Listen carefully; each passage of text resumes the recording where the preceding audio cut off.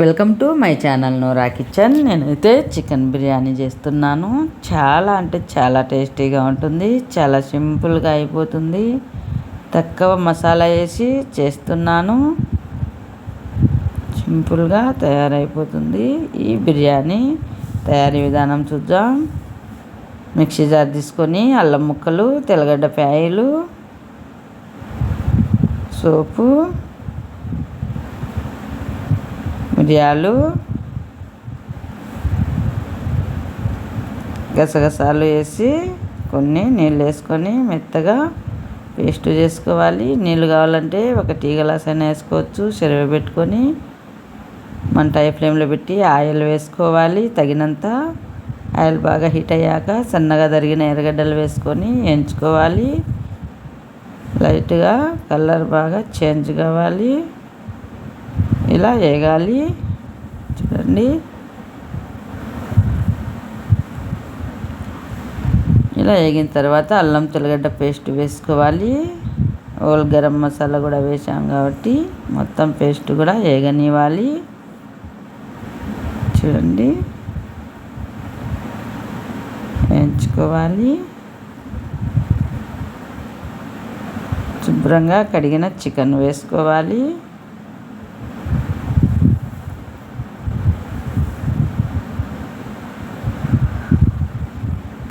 ఇలా కలిపుకోవాలి. చాలా అంటే చాలా సింపుల్గా అయిపోతుంది. చాలా టేస్టీగా ఉంటుంది. ఇలా వేగనివ్వాలి. ఇప్పుడు బిర్యానీ ఆకు ఒకటి వేసుకోవాలి. ఇలా వేగనివ్వాలి. చెక్క, లవంగ, యాలకులు, అనాస పువ్వు వేసుకొని వేయించుకోవాలి.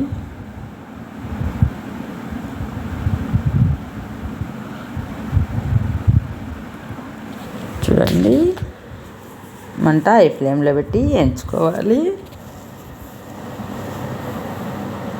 కలిపుకుంటా వేయించుకోవాలి.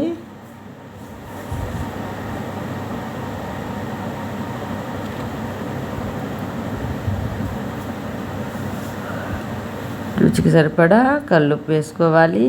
రైస్ లేక కాదు, ముక్కలు లేకే వేసుకోవాలి ఉప్పు.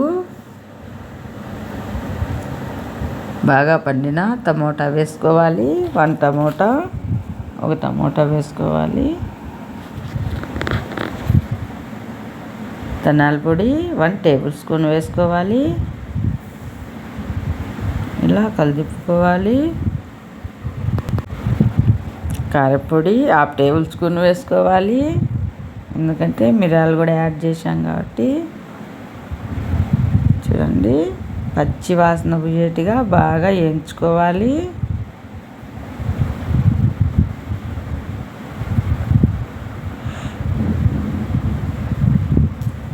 ఇలా వేయించుకోవాలి. మంచి స్మెల్ వస్తుంది.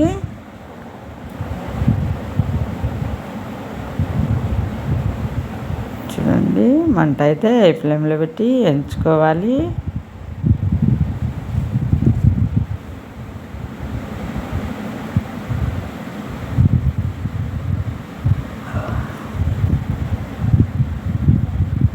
రోజు చేసేలా లేకుండా ఇలా కూడా ఒక పార్ట్ ట్రై చేయండి.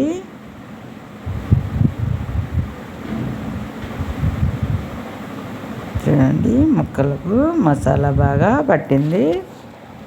ఇలానే వేయించుకోవాలి. చక్కగా వేగాయి చూడండి. ఇప్పుడైతే రైస్కు సరిపడా నీళ్ళు వేసుకోవాలి. కల్లుప్పు వేసుకోవాలి రైస్కు సరిపడా.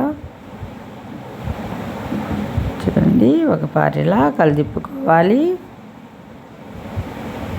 చూడండి, చక్కగా వేగాయి.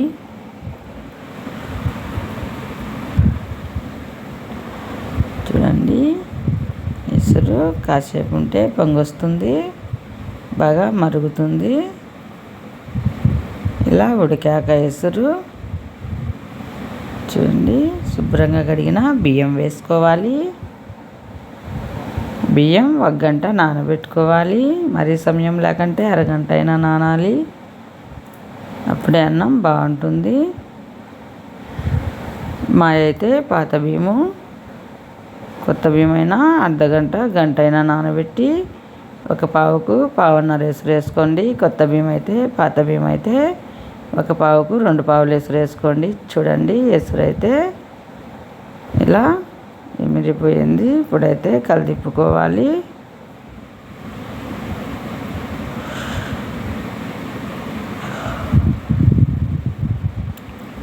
మంచి స్మెల్ వస్తుంది.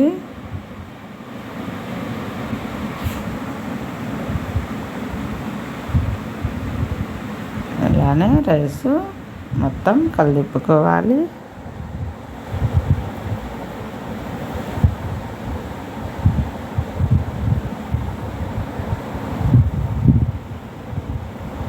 చూడండి, ఫస్ట్ టైం నా ఛానల్ చూస్తున్నట్టయితే సబ్స్క్రైబ్ చేయండి. మరిన్ని వీడియోల కోసం లైక్ చేయండి, షేర్ చేయండి. ఇండియా, దుబాయ్ వీడియోలు వచ్చాయి చూడండి.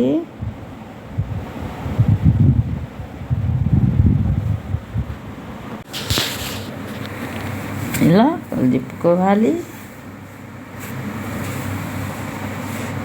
వేడివేడిగా పొగలు వస్తుంది చూడండి. ఆల్మోస్ట్ ఎసురంతా ఇంకిపోయింది. ఆవటిలాలి నెయ్యి చూడండి. ఇంట్లో నేను తయారు చేసిన నెయ్యి పూసగా ఉంది చూడండి. ఈ నెయ్యి తయారీ విధానం కావాలనుకుంటే ఛానల్లో ఉంది చూడండి. ఇప్పుడైతే రైస్కు మొత్తం అప్లై చేసుకోవాలి ఈ నెయ్యి. ఎందుకంటే 5 నిమిషాలు ఆవటిల్తే రైస్ రెడీ అవుతుంది ఈ బిర్యానీ. చూడండి,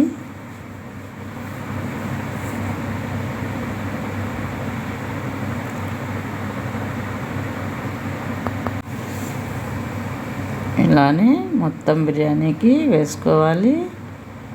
నెయ్యి అయితే గేదె పాలు తీసుకుంటాను, నేనైతే ఇంట్లోనే తయారు చేస్తాను, చాలా బాగుంటుంది. చూడండి, ఇలా నెయ్యి అప్లై చేసుకోవాలి.